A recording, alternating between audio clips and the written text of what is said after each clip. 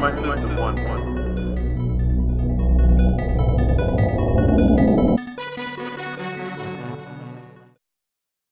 Alright, welcome to another demonstrative review. Today we're going to be looking at Ink. And it is available on Switch, and I'm going to be comparing the proper Switch version to the PC version. In fact, I did review the PC version. It was like my first review. The Switch version has since come out, and there are some big, well, not big, but there are some key differences. One of which is that there is a two-player mode. I'll just go ahead and check out one player real quick, just to show you what's going on. So yeah, there are 75 levels, and there are a few boss levels. Those heart icons indicate hidden coins that are found throughout the game. You can see at the top right, there's 20 out of 20 collected on this save data. As you may have noticed, there is no save files in this game. I believe the only way you could have multiple files is if you create multiple profiles on your Switch, which is something, because on the PC version you can't have multiple files at all, but you can, replay the level entirely on your own. As you can see at the bottom, there's a timer option. Does that mean timer is off? Let's go ahead and check it out. Let's go ahead and start. Yeah, timer is off. So the basis of Ink is that it is a 2D platformer, and what you do is, as you move, you'll leave a trail of ink, and then as you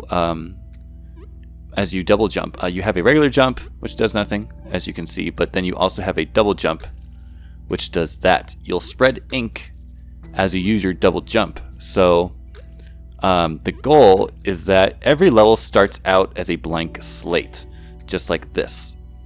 And what you don't know is that there are obstacles in the way, and you don't know that they're there until you either hit them or you hit them with your ink. So you can really see where things are by spreading your ink around. See there's a pit there. And I will now demonstrate that as you die, you have to restart the level, but none of your ink is erased. So any ink that you have put out will remain there, and even your death itself sprays a little more ink just in case nothing else was going to do it. So yeah, that is the basis of the game, and the levels do get more complex, as you can see here. And then let's go ahead and exit here. I'll turn the timer on, go on a few levels more. So the heart icon, as I said, indicates that there was a hidden coin in the level, but they will not reappear. And as you can see, the timer now is clicking away to show you that I'm not being timed, but it's showing you how long it's taking me to beat the level. And you can see in the top right, my best time was less than 10 seconds. And then these are enemies. If you run into them, you will die, and you have to restart the level, in which case the enemies come back.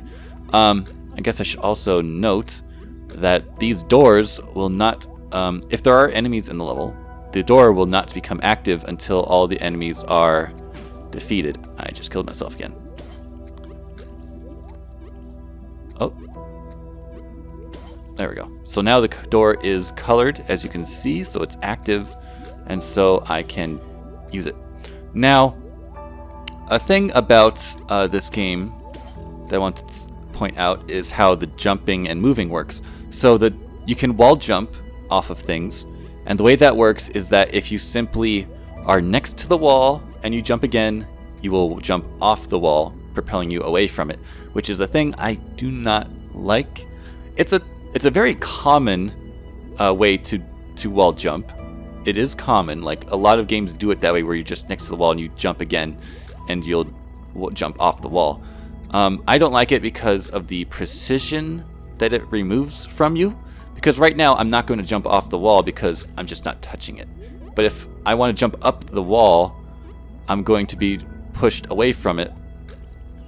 So if I'm just like a pixel off, I'm not going to jump off the wall. And so that's like, in my experience, I prefer to have it where if I'm pressing against the wall, I will simply jump off the wall. Not that if I'm just next to the wall, I'll jump off the wall. I want to be pressing my direction towards the wall in order to jump off of it. That's my preference. I think that's how, like, Mega Man X does it. I'm not sure. I guess I can't really swear to that. But,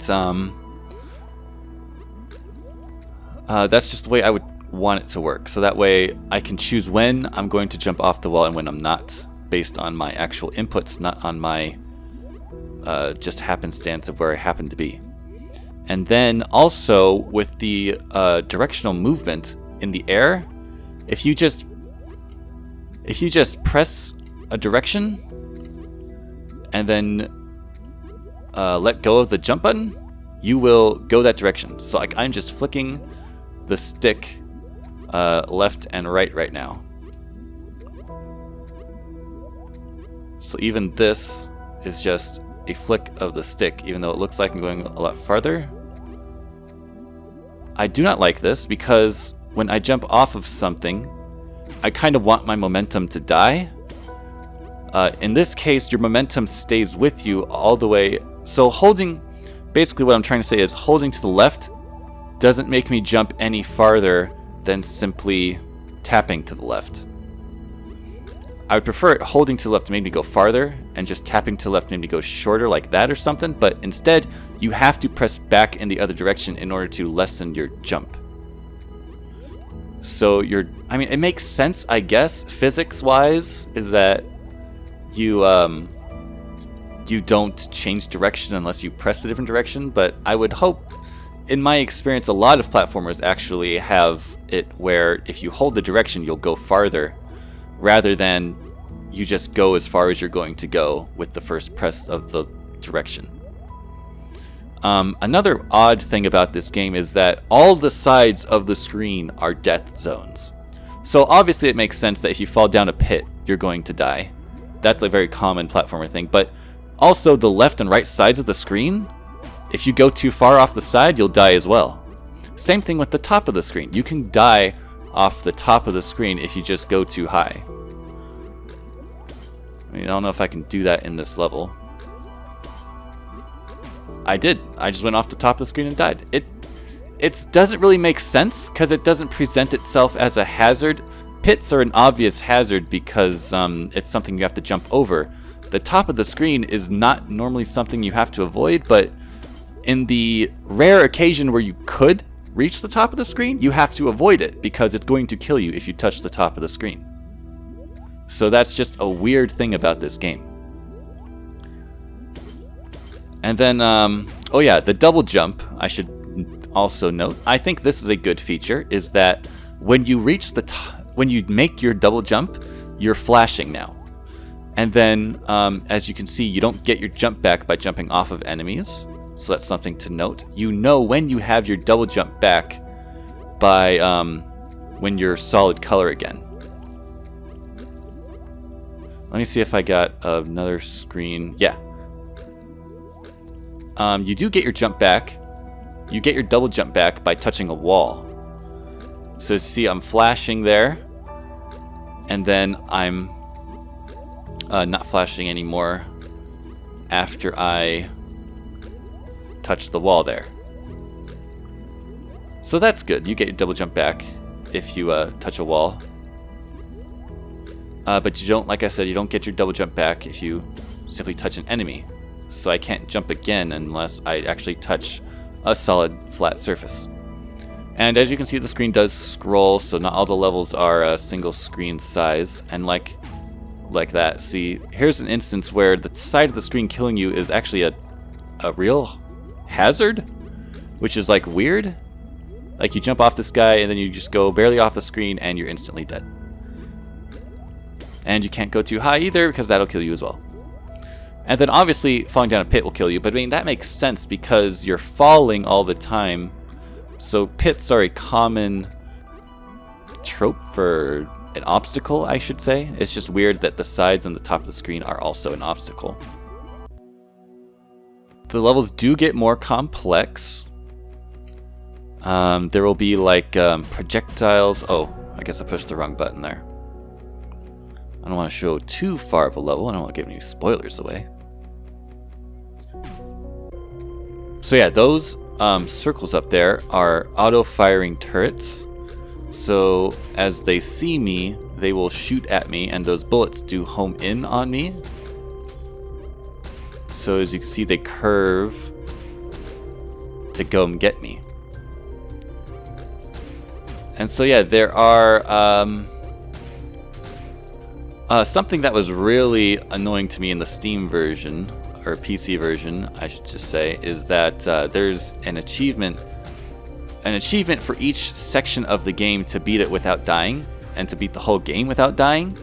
And those are like really dumb achievements to me, because part of the game is trial and error. I mean, each level you start out seeing none of the level. You can't see any parts of the level.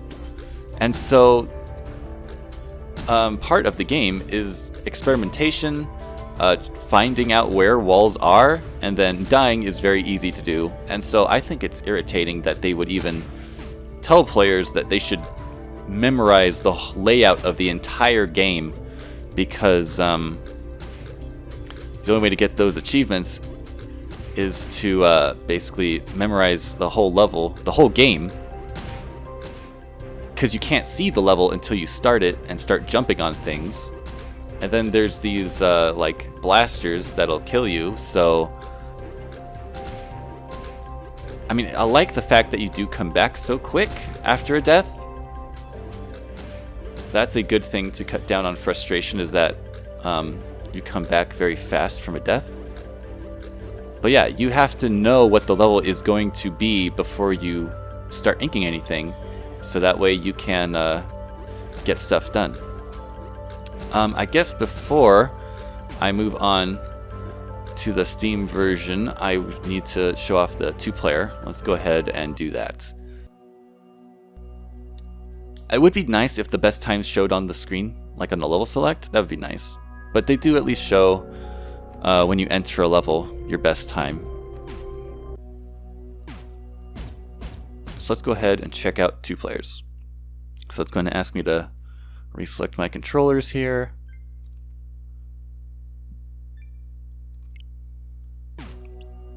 And now the star is a new indicator for this game. It means that both players made it to the exit.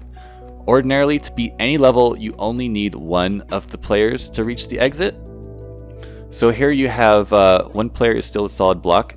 Second player is now the see-through block. See, this is an example of I have just lost this level because it is in effect a timed level because the walls are closing in. Let's go ahead and see if I can do this right here. So also there is, what is going on? Now I'm confused. So there we go. So there is split screen. There we go. So yeah, now second player has a chance to finish, but if second player doesn't make it, you beat the level still and just go on to the next one. However, that star indicator on the level select that you saw simply indicates that both players actually made it to the exit alive. Oh, see, look at that. You can't see stuff. I mean, I'm not complaining about the idea that you can't see the level until you go through it. I just think it's bad for an achievement to be memorize the entire game and don't, actually have fun and use ink to discover the level.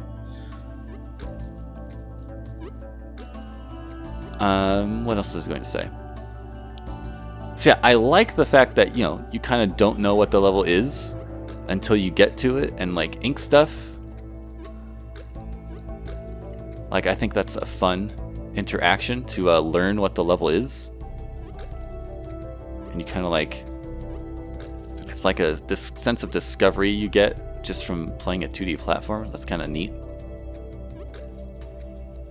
Oh, see? And then if you are in split screen, you will go back to a single screen upon death of one of the players. Oh, and of course both players can play simultaneously. I'm just, you know, I'm just like playing on my own because I'm just doing that. And you can also, whoops, you can also interfere with each other in a way. So both players do bump into each other and interact with each other, which is kind of both good and bad. Obviously, it's good because it means you can help each other do stuff like reach higher places. Oops. Reach higher places that you wouldn't be able to or otherwise. Whoops. Let me see if I can do this. See, look at that. I wouldn't be able to make that jump ever on a single player game, but so basically this opens up opportunities for a two-player game to I guess increase speed runs, perhaps, if we're only talking about one person clearing the level. Because obviously if both players need to get to the end of the level, it's not going to be any faster to find shortcuts like that. At least not very often, unless it's like getting a key or something. There we go. See, that star indicator simply means that both players made it to the exit alive. So as you can see, I played this with my brother and we didn't get all the levels, but we got a few. We weren't really going for it. It just kind of happened. So yeah, that is Ink on the Switch.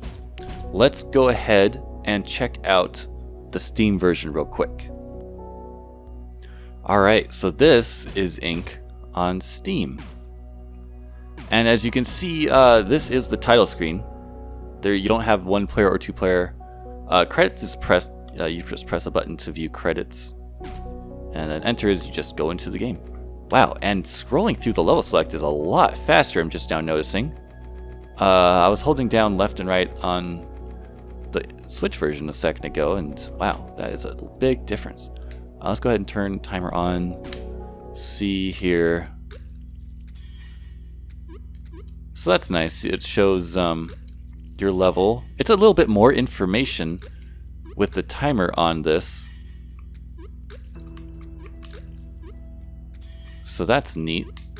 And then you can press a button to simply restart. And I just lost my opportunity to get that achievement where you beat the whole game without dying. Or even, there's actually several achievements. There's one for each world. Let me try that restart thing. It's like L or R or something like that.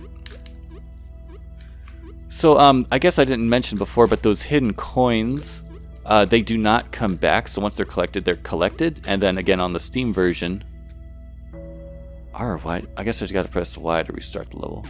So on the Steam version, you can't really delete your save data, or you can't really create another profile to have more save files.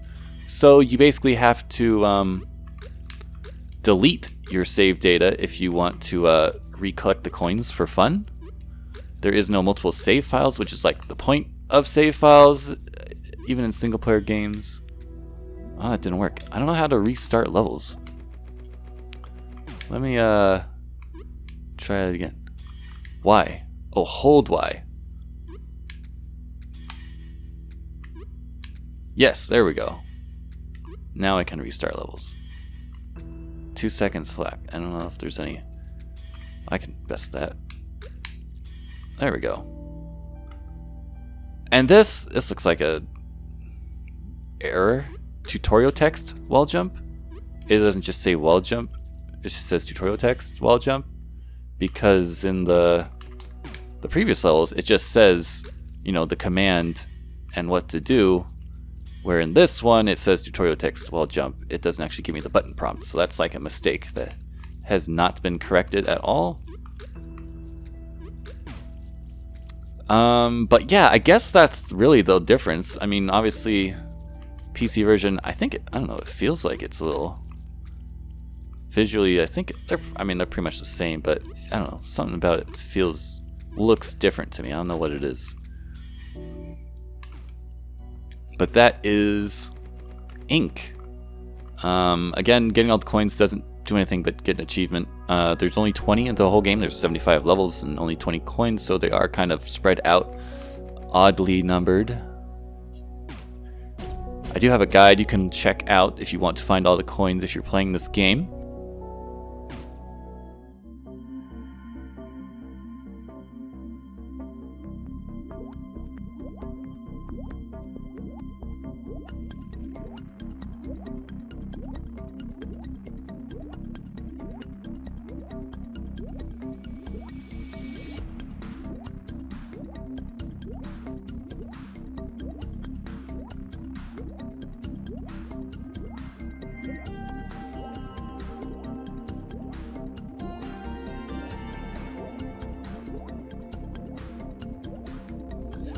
It's a little upsetting, the Steam version, that the creator has not supported it per se.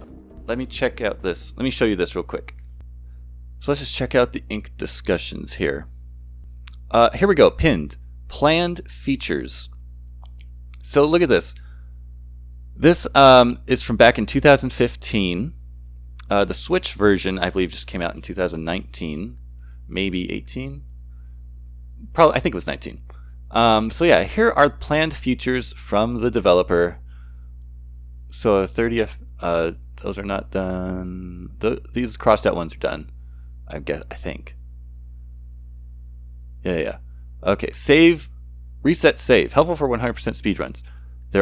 You just need multiple save files if you can just do that. But yeah, reset save hasn't been created. You just have to manually delete your save data on your own somehow. I don't know how to do that. Music or volume control, so basically an options menu.